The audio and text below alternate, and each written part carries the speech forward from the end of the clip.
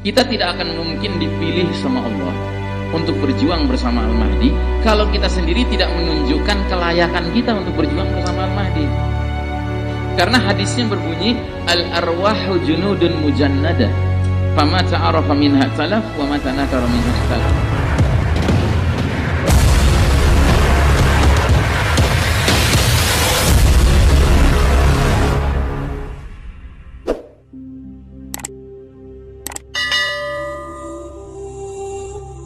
Fokus kita hijrah dulu atau survive perlengkapan camping dan makanan menghadapi datangnya api duhan, asap duhan, ad-duhan, ya. Jawabannya adalah tergantung situasi. Tergantung situasi. Kalau memang Allah mudahkan kita untuk sekarang-sekarang ini bisa hijrah, kenapa tidak? Cuman kalau orang model saya yang selama ini tugasnya adalah menyampaikan dakwah, ya, mungkin saya harus hati-hati. Jangan karena saya sudah punya peluang berhijrah, saya segera berhijrah begitu saja. Jangan-jangan nanti saya kena dosanya Nabi Yunus alaihissalam. Nggak sabar ngadepin masyarakatnya, nggak sampai mentok gitu ngadepin masyarakatnya. Mestinya kita sampai mentok, ya, baru kemudian udah kelihatan tanda-tanda harus meninggalkan, baru kita meninggalkan.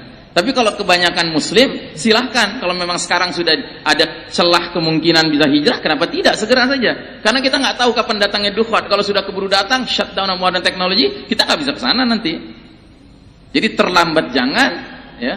Terlalu cepat bagi orang seperti saya juga jangan. Nah, sedangkan yang namanya persiapan itu harus jalan terus, ya.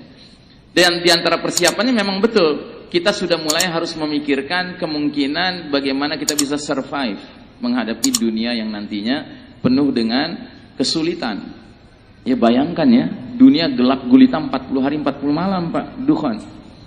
Pasti yang diperlukan apa?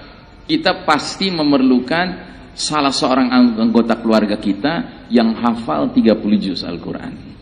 Karena apa? Kita nggak bisa buka mushaf, gelap. Mau buka HP, ya udah nggak ada teknologi. Mau baca Quran dari HP kan nggak mungkin, udah nggak ada teknologi. Makanya diantara yang harus kita targetkan adalah selagi masih ada teknologi ini, pastikan ada anggota keluarga kita, mungkin kalau bukan anak ya menantu lah gitu yang hafal Quran.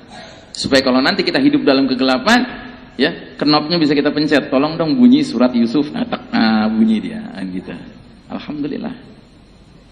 Nah termasuk yang harus kita persiapkan apa? Kita harus persiapkan, mumpung kita sekarang masih ada teknologi canggih, kita belajar ilmu-ilmu tentang survival.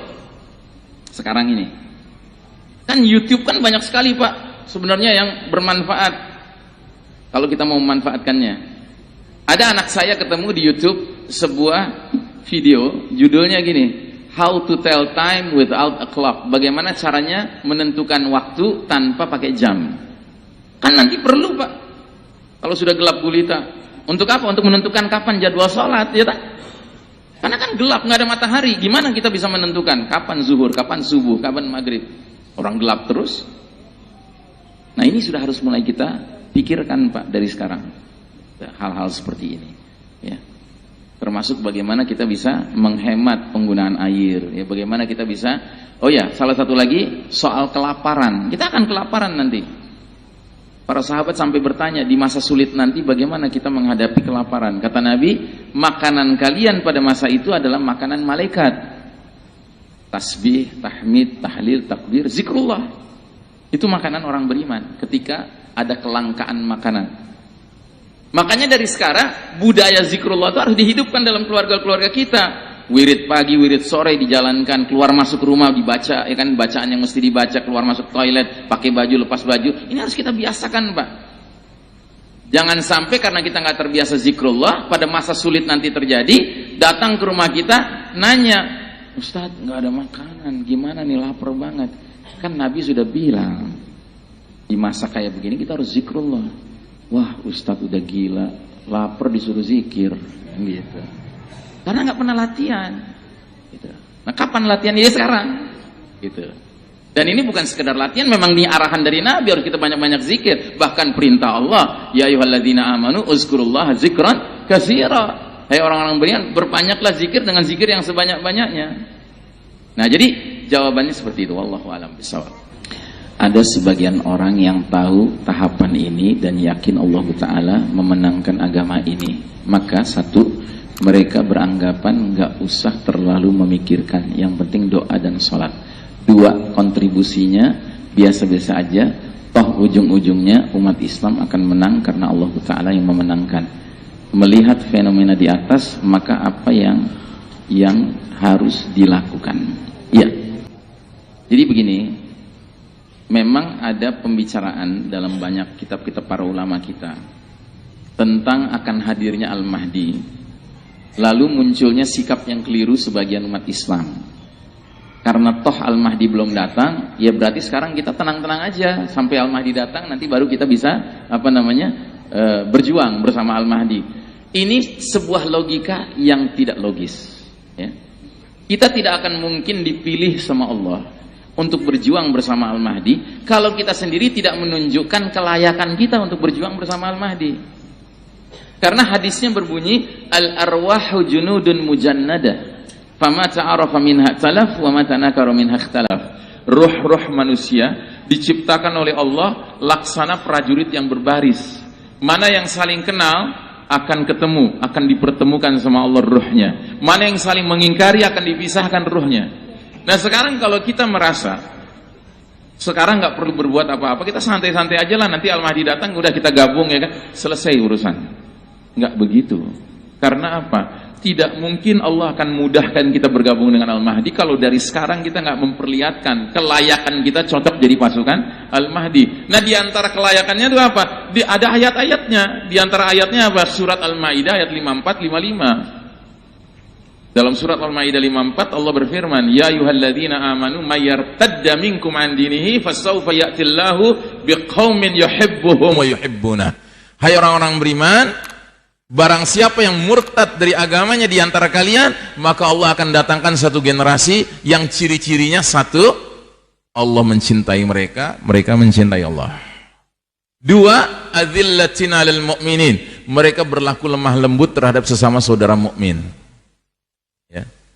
Mereka bukan muslim-muslim yang kerjanya ribut sama sesama muslim melulu, cari-cari ribut melulu sama sesama muslim. Tapi sesama muslim mau beda kelompok kayak, mau beda partai kayak, pokoknya dia saudara mukmin kita, kita berusaha untuk lemah lembut dengan dia. Terus yang ketiga, aizzatin 'alal kafirin. Ciri mereka adalah mereka punya izzah, punya rasa bangga sebagai orang beriman terhadap orang kafir. Mereka nggak silau ngelihat orang kafir. Orang kafir lagi menguasai teknologi, lagi kaya-kaya gitu ya, terus jadi silau. Dia inggi-inggi di depan orang kafir, bahkan minta-minta bantuan sama orang kafir. Terserah deh, lo mau nyuruh gue apa, gue bantu deh, asalkan lo ngasih gue biaya. Nggak begitu. Itu bukan orang beriman. Bukan generasi yang layak bergabung dengan Al-Mahdi.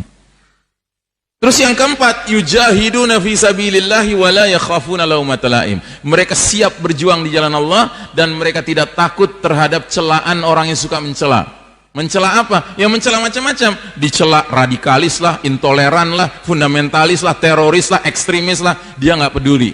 Karena yang dia pedulikan adalah apa kata Allah, bukan kata manusia. Nah, jadi ada ciri-cirinya gitu loh. Kalau kita mau bisa diizinkan Allah bergabung dengan Al-Mahdi. Nah kira-kira memenuhi ciri-ciri yang 4 ini saja, ini gampang nggak di era seperti sekarang? Gampang tidak? Nggak gampang. Gitu. Makanya jangan ada anggapan, oh udahlah kita tenang-tenang aja, Al-Mahdi belum muncul, nanti kalau muncul udah kita naik pesawat gabung, udah selesai gitu. Nggak segampang itu. Ya kalau pesawat masih ada, kalau udah keburu shutdown gimana? Nah ada yang ciri kelimanya, ayat 55-nya, innama waliyukumullahu wa rasuluhu walladzina amanu alladzina yuqimunas salata wa yu'tunaz zakata wa hum raki'un. Dan ciri mereka hanya berwalakkan, berloyalitasnya kepada Allah dan Rasulnya dan kepada orang-orang beriman yang senantiasa sholat, senantiasa membayar zakat atau bersedekah, dan mereka tunduk kepada hukum Allah Ta'ala. Nah kalau kriteria-kriteria ini bisa kita penuhi sekarang ini yang disebut Said Hawa dalam kitabnya sebagai kriteria jundullah, prajurit Allah. Yang kalau prajurit Allah ini sudah ada pada diri kita, mentalitasnya, sikapnya, ciri-cirinya, mudah-mudahan Allah izinkan kita dipilih menjadi bagian dari jundullah lainnya yang berbaris di belakang Amirul Mukminin fi akhir zaman. Ya. Jadi nggak boleh seorang muslim itu dengan alasan Al-Mahdi belum muncul, toh juga nanti kemenangan di tangan Islam, udah kita santai-santai aja sekarang, ya kan, main-main gitar, nyanyi-nyanyi, apalagi dangdutan. nggak selesai urusan, dia malah bakal celaka nanti. Kalau dia sikap mentalnya kayak gitu, jangan-jangan nanti boro-boro Al-Mahdi muncul, ya.